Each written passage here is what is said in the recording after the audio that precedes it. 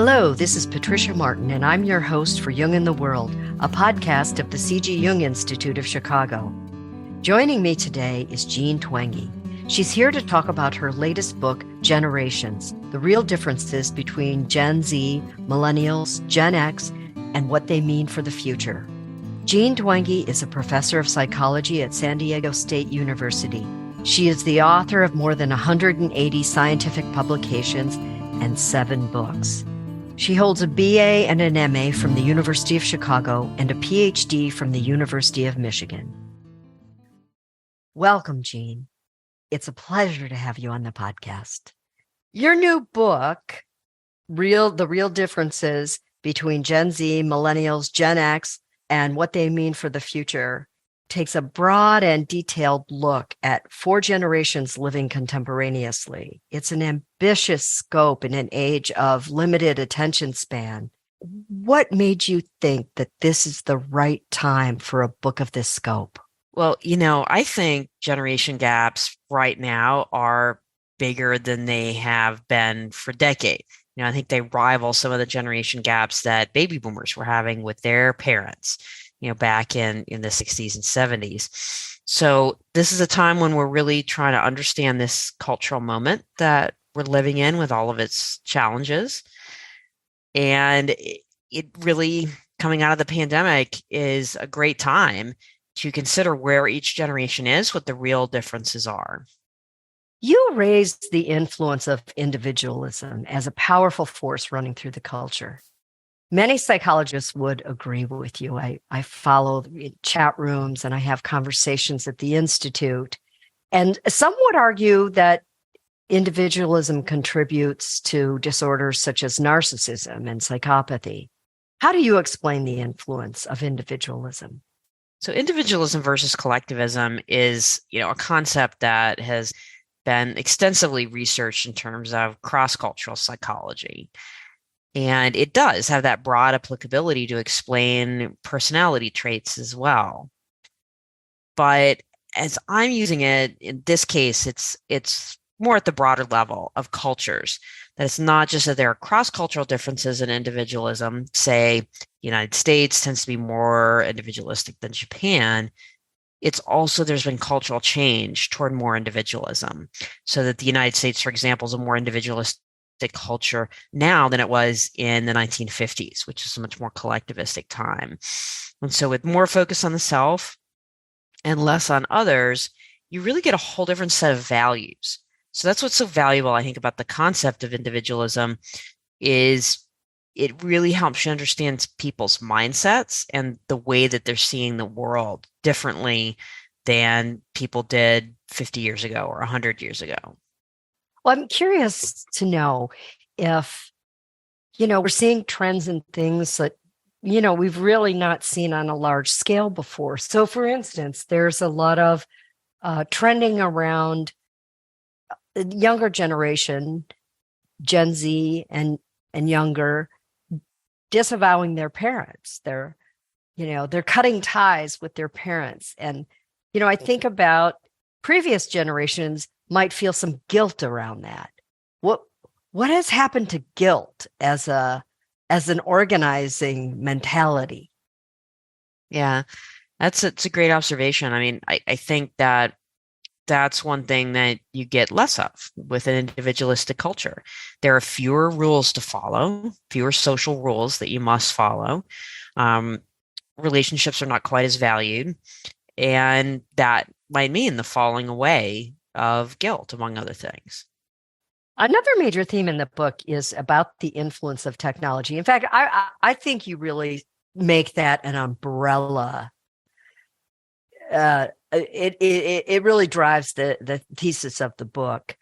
What is essential to know about the influence of technology on the society? Well, the traditional theories of generations focus on major events. So economic recessions and depressions, wars, pandemics, and so on.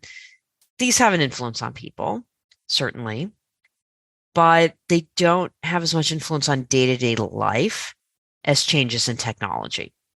So in thinking about cultural change and thus generational change, that's what I kept coming back to, is just realizing how changes in technology underlie so much of what is different about living now than living 200 years ago or 100 years ago or even 20 years ago. So more technology leads to more individualism. Technology makes individualism possible. It's not really possible to be that independent and just rely on yourself and not really follow social rules unless you have the underlying technology to help you. Technology also tends to lead to better medical care and longer lives. And that leads to another kind of downstream impact that explains so much of modern life, which is that the developmental trajectory has slowed down at every stage, that children are less independent, that teens are less likely to do adult things like have a driver's license or a paid job while they're in high school, that young adults take longer to get married and have kids and settle into career, and middle-aged people look and feel younger than their parents and grandparents did at the same age. And then senior citizens live longer. They have more years of retirement, more years of life. So those downstream impacts have an effect on generational differences, on cultural change, in addition to the direct effect of technology, of how our daily lives are very different in the age of the smartphone, say, than they were before that existed. Labor-saving devices in the home are another huge influence. I got kind of obsessed with this in writing the book and thinking about things like washing machines and how people, usually women, used to have to spend an entire day doing laundry. And the way to do it, you'd have to boil water over an open fire. And the soap was very harsh, and it would usually take a big group of people, and it would take all day long. And now you just throw your clothes in the washer and walk away. It's completely different. Yes, I have a new washer and dryer, and it does everything but cook my breakfast. I mean, it talks to me. It tells me if the clothes are still a little damp. And that's funny. I know. And it causes me from time to time to think back on my grandmother, who was from West Virginia, and she did exactly what you described. She hauled water from the river first and then boiled it over an open fire, which that fire she built and that soap she made. And we can't even conceive of that now. No. And we take it for granted. Yeah. And yet this is a follow-up question and yet we also seem obsessed with our productivity.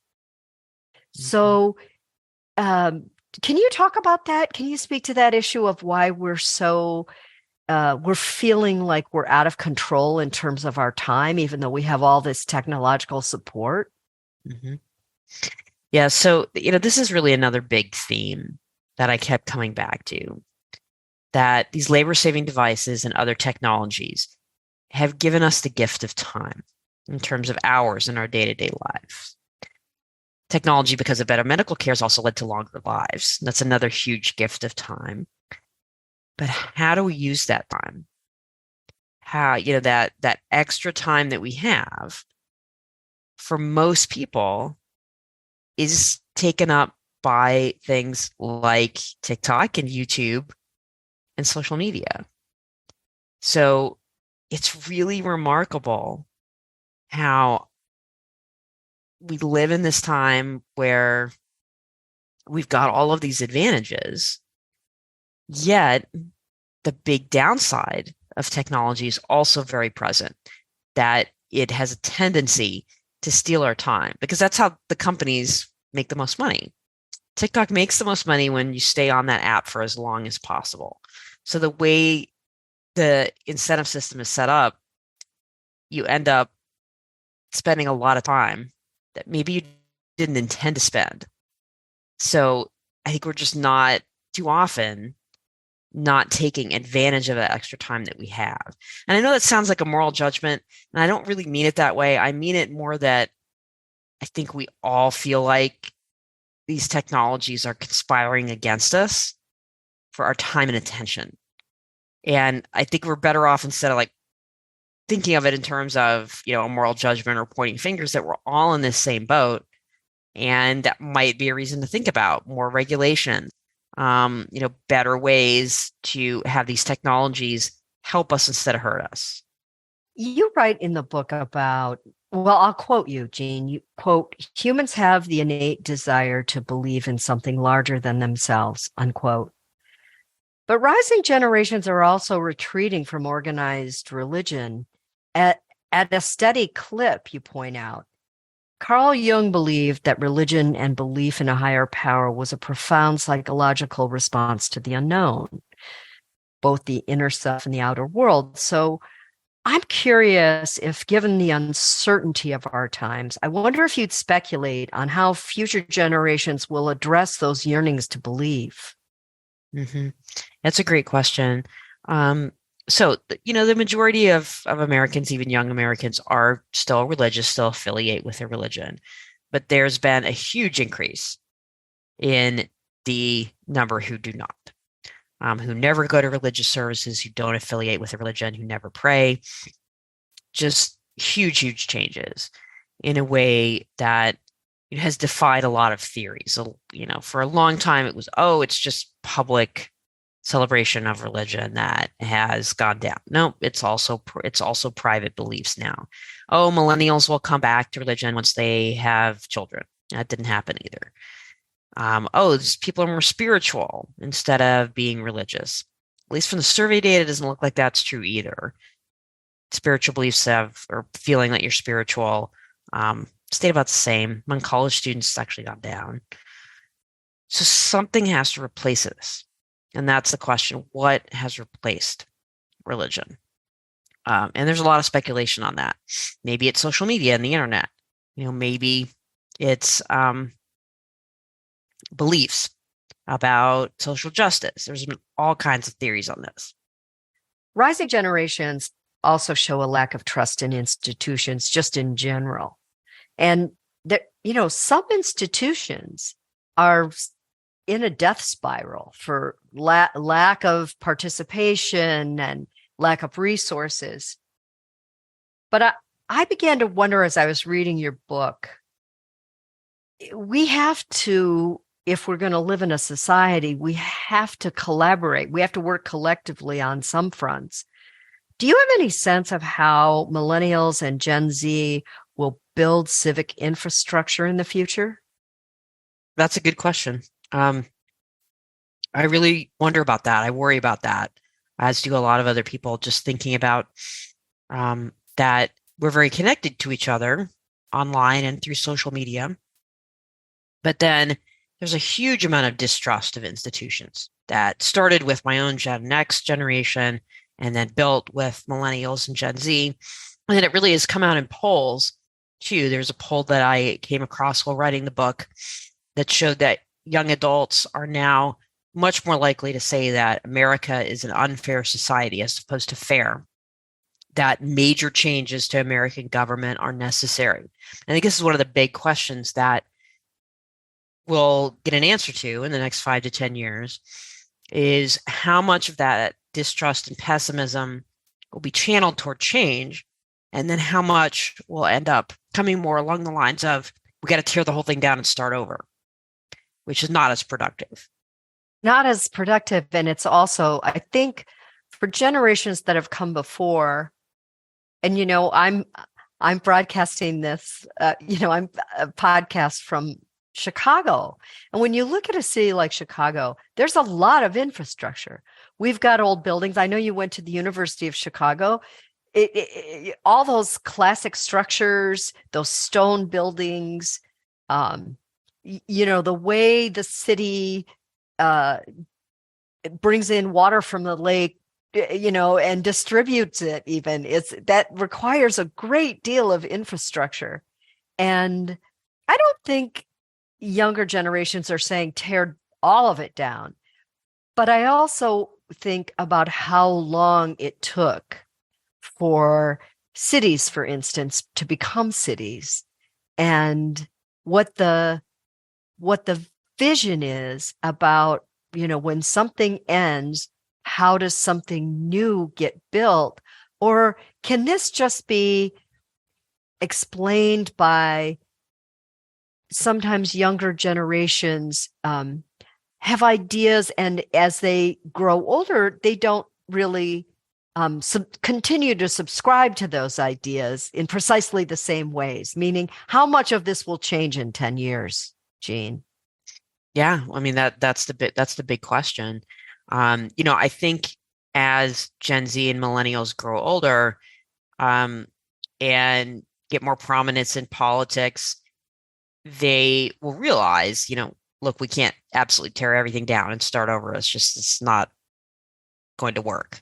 So how much they will change and how much will stay the same, that's really the question. If they'll have that reckoning with being able to maybe change things from within, as opposed to having this more nihilistic, very pessimistic view that seems to be very common now of this is terrible, everything is terrible, this is the worst time, it's late stage capitalism, and these types of arguments that are very common now online. And so let's just get rid of everything. I think a lot of people are hoping that won't necessarily stick around just because it is so nihilistic, that it can be more around constructive change. That would be arguably more beneficial. Your section on the depressing state of Gen Z is a wake-up call. What is making us so emotionally fragile, Jean? Or are we just more public about it? And so it seems like, we have colossal emotional public pain. Do you think we are genuinely more emotionally fragile, or just more amplified? Well, the data seem to suggest it's not just perception, and it's not just being more public. So just for background, there have been huge increases in anxiety, depression, loneliness, and unhappiness among teens and young adults in particular. There's not as many changes for people over the age of 40 there's some, but not as many. So we're talking here mostly Gen Z, and then it's starting to move up the age scale for millennials as well, with days of poor mental health, depression, and so on going up. And this started with teens, where their depression, for example, started to rise after 2012. So between 2011 and 2019, even before the pandemic, clinical level depression among teens doubled. And at the exact same time, their suicide rate doubled and their rate of self-harm doubled. And so self-harm, that's not self-report. That's CDC data on emergency room admissions for self-harm. So for 10 to 14-year-old girls, emergency room admissions for self-harm quadrupled between 2009 and 2020. So these are huge, huge changes. And because it's showing up in behaviors, not just in symptoms, that makes it pretty clear that it's not just people being more public about things. Even the reports of symptoms are based on screening studies, not people who say are seeking help or getting a diagnosis or anything like that. So it's not overdiagnosing. It's not just perceptions. It's not just being more willing to admit to things. Because the trends and behaviors are virtually identical, we know that these are real problems. So young adults really are struggling with mental health more than they were 10 or 15 years ago.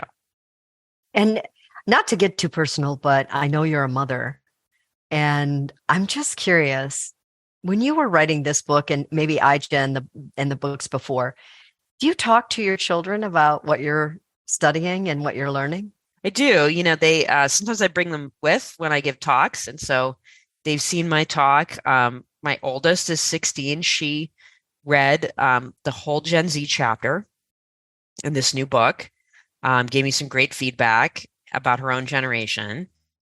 And we talk about that. It's particularly around technology use. I mean, that is what most parents of teens are dealing with these days. And our house and family are the same, that just trying to find a balance with these technologies, using them for what they're good for, but then not using them too much is a perpetual challenge. Yeah, I'm curious. What works? Have you had conversations where it's like, oh, well, that went well? Yeah. I mean, look, everybody's struggling with this. I mean, first, just know that you're not alone in this. So the two things that I usually give as advice to parents, because I'll give talks to high school parents on a pretty regular basis. Put off the smartphone for as long as possible. That's advice that, really we need starting in elementary school, because that's when kids get their first smartphone these days, more like 9 or 10. But put that off. Give them a flip phone. Give them a Gab phone, which is a phone that my 13-year-old has. You can only text, call, and take pictures, and that's it. There's no internet access. There's no ability to download social media or anything like that. So that's the first one. And then no devices in the bedroom overnight, not just for teens, but also for adults. That tons and tons of research shows that if you have that phone within arm's reach, you're not going to sleep as well. It's just too tempting to look at it, when you wake up. So what people usually say to me next is, but I have to have my phone in my bedroom overnight because it's my alarm clock. So buy an alarm clock. That's the solution.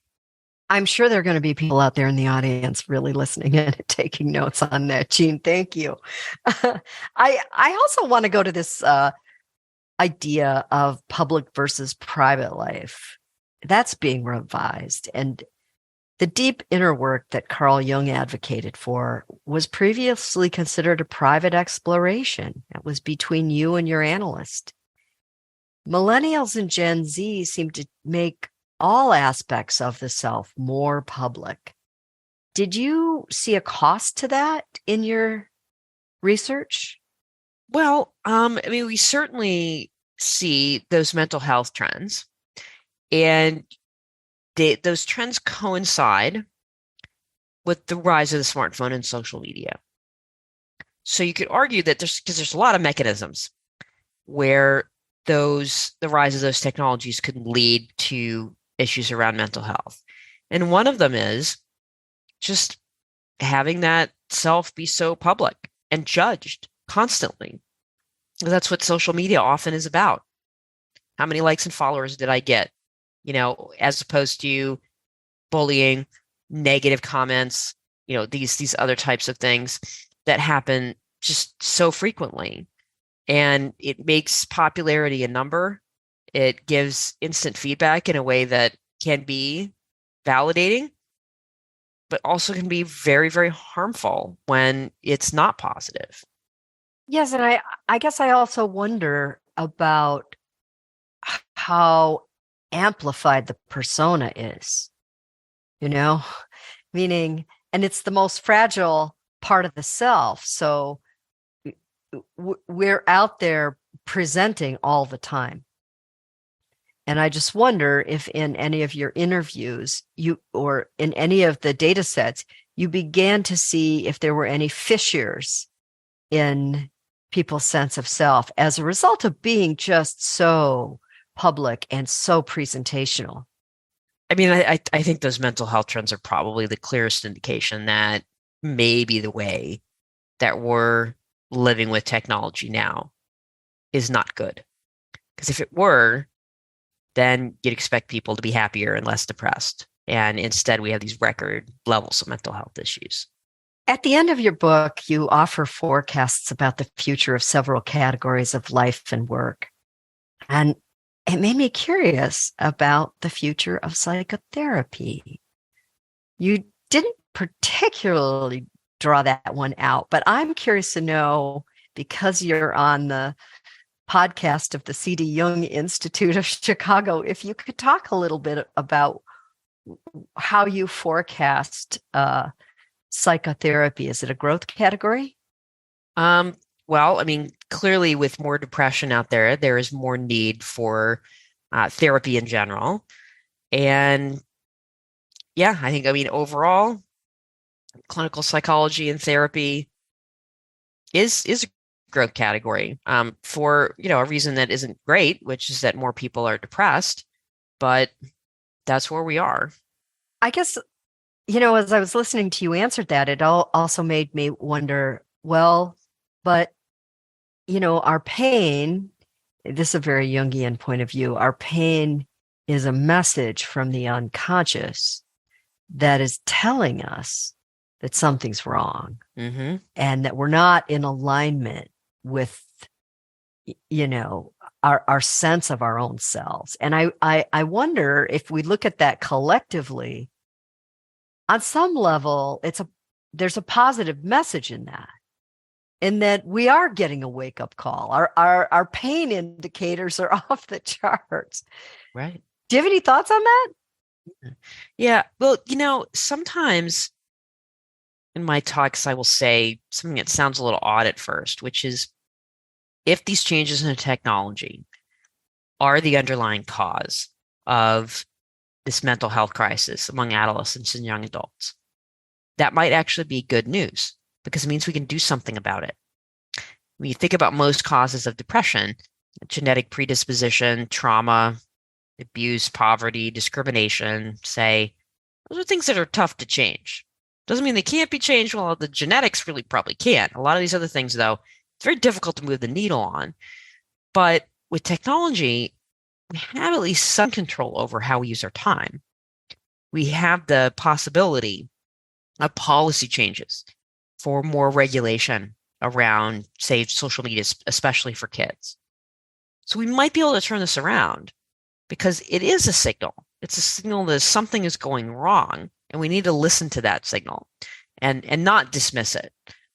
That's been one thing that's been very frustrating in this area in the last 5 to 10 years is how many academic psychologists have wanted to just completely deny that we have a mental health crisis when the data is very clear. You keep hearing the same arguments over and over of, but maybe they're just saying that, or it's overdiagnosed. And it's been clear for a while that young people really are suffering more, that it's not just due to self-report issues. Do you have any reasons you've encountered as for why there's denial around this? It's a really good question. I wish I knew. I've been trying to figure that out for a long time.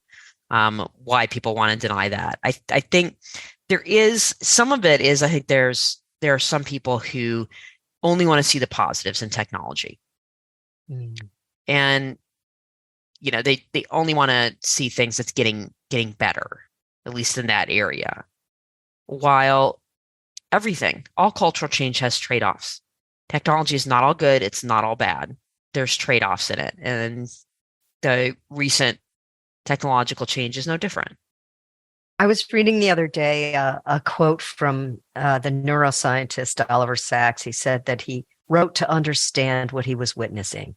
You've written 7 books, Jean. I'm just curious, what do you understand now, having written this book? Mm-hmm. I think it really gave me a better perspective on the experiences of both the generations older than me and the generations younger than me. And that was really my goal overall for everyone. All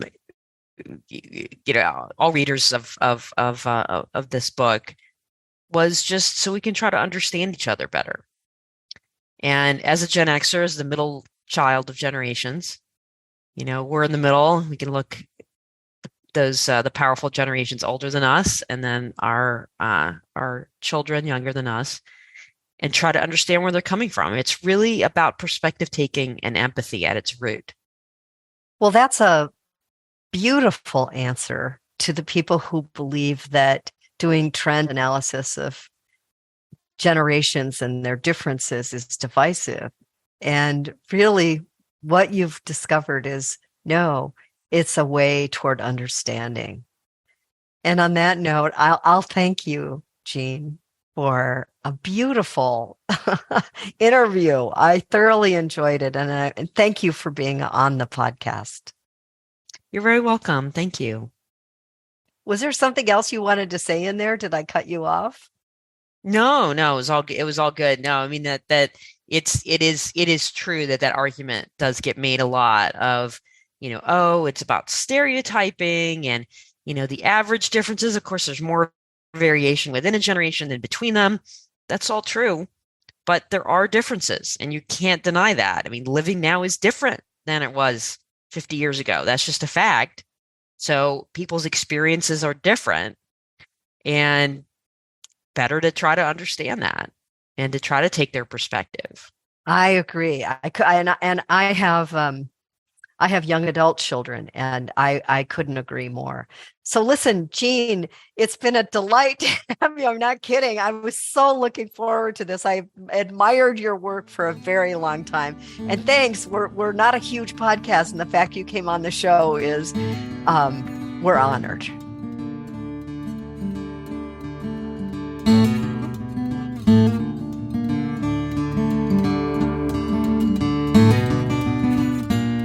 Thanks for listening.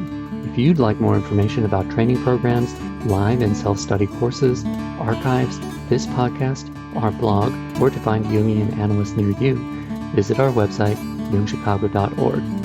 Thanks to our 2022 donors who gave at the contributor level or above: Barbara Anand, Juni Alkut, Usha and Ashok Bedi, Building Leaders Inc., Judith Cooper, David J. Dalrymple, George J. Didier, Mary Doherty, Ryan Mayer, Forrest Matthews, Judith A. Robert, Diane Sherwood, Lawrence C. Tingley, Deborah Tobin, Don L. Troyer, Robert Ulrich, Gerald A. Weiner, Ellen Young, and Wei Zhang. You can support this podcast by making a donation at our website, jungchicago.org.